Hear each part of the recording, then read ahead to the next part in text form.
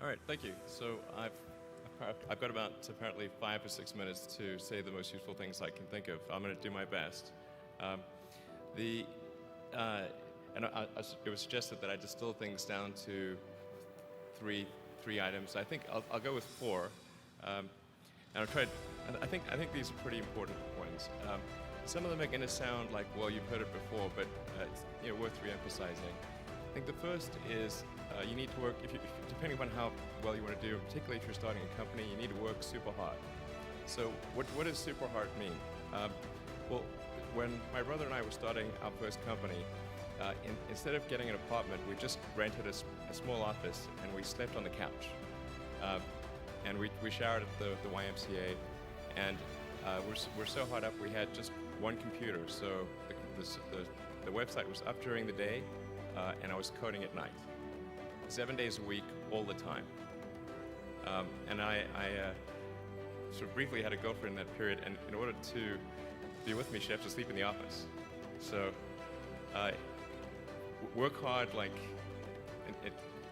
every waking hour. That's the thing I would say, particularly if you're starting a company.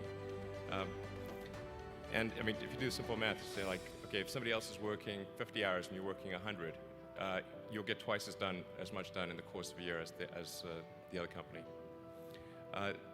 The other thing I'd say is that if you're creating a company or if you're joining a company, the most important thing is to attract great people. So either join a group that's amazing that you really respect, or if you're building a company, you've got to gather great people. All a company is a group of people that have gathered together to create a product or service. And so depending upon how talented and hardworking that group is, and the degree to which they are focused cohesively in a good direction, that will determine the success of the company. So do everything you can to gather great people if you're creating a company. Then I'd say focus on signal over noise. A lot of companies get confused. They spend money on things that don't actually make the product better. So, for example, at Tesla, we've never spent any money on advertising. We put all of the money into R&D and manufacturing and design to try to make the car as good as possible. I think that's the way to go. So for any given company, just can keep thinking about, are these efforts that people are expending, are they resulting in a better product or service? And if they're not, stop those efforts. And then the final thing is to sort of don't just follow the trend.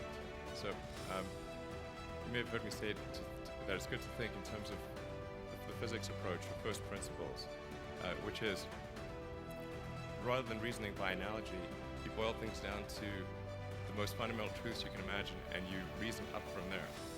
And this is a good way to figure out if something really makes sense, or if it's just what everybody else is doing. It's hard to think that way. You can't think that way about everything. It takes a lot of effort. But if you're trying to do something new, it's the best way to think. And that framework was developed by physicists to figure out counterintuitive things like quantum mechanics. So it's really a powerful method. Anyway, so that's, and then I think that the final thing I would encourage you to do is, now is the time to take risk. You don't have, you don't have kids. Your obligation. Well, sorry. Probably don't have kids.